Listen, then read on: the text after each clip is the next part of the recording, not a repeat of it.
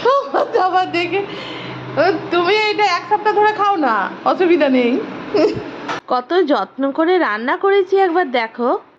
প্রথমে বাটা মাছগুলোকে বেছে ধুয়ে ভেজে নিয়েছি, তারপরে কাতলা মাছ ভাজতে দিয়েছি, এরপরে ভাজছি ভেটকি মাছ।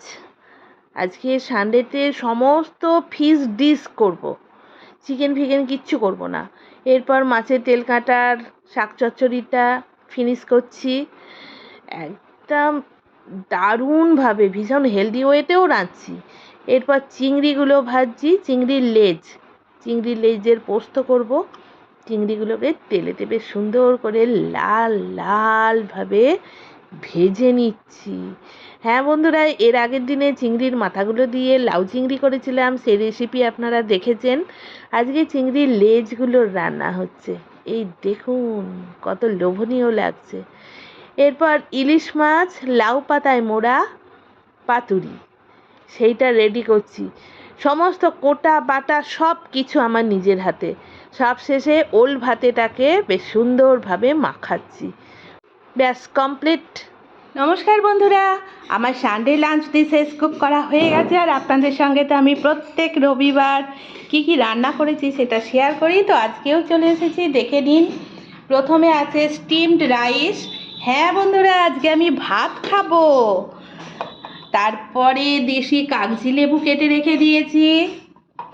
এরপর ওল ভাতের আমি একটা শর্ট ভিডিও দেবো, এক্সক্লুসিভ শর্ট ভিডিও, দেখে নেবেন। এরপর লাল শাক আর লাউ শাক বিভিন্ন সবজি দিয়ে মাছের তেল কাঁটা দিয়ে চচ্চড়ি। এরপর বাটা মাছের সর্ষে কাঁচা লঙ্কা দিয়ে তেল ঝাল। এরপর আছে চিংড়ির লেজ, সেই দিনকের রেখে দেওয়া চিংড়ির লেজ, আলু আর পেঁয়াজের পোস্ত। হ্যাঁ বন্ধুরা, দেখলেন একটা চিংড়িকে আর্ধেক আর্ধেক করে দুটো ডিশ হলো। এরপর হচ্ছে দই কাতলা, ধনে পাতা দেওয়া আছে, আর একটু বেশি করেই দইটা দিয়েছি যাতে টকটক লাগে। এরপর আছে লাউ পাতায় মোড়া ইলিশ, এইটারও আমি এক্সক্লুসিভ একটা শর্ট ভিডিও আপনাদের সঙ্গে শেয়ার করব, দেখে নেবেন। এরপর আছে ভেটকি মাছ ফুলকপি আর আলু দিয়ে একদম বাঙালিয়ানা ওভারলোডেড ঝোল, ফাটাফাটি ঝোল। তারপরে আছে আমসত্ত্ব, যেটা আমি বাড়িতেই করেছিলাম, সেইটার আচার, আমসত্ত্বর আচার। সব কিছুর সঙ্গে আছে কেন্টের জল। তো বন্ধুরা, জানাবেন আমার সানডে লাঞ্চ ডিশেস আপনাদের কীরকম লাগলো। টাটা।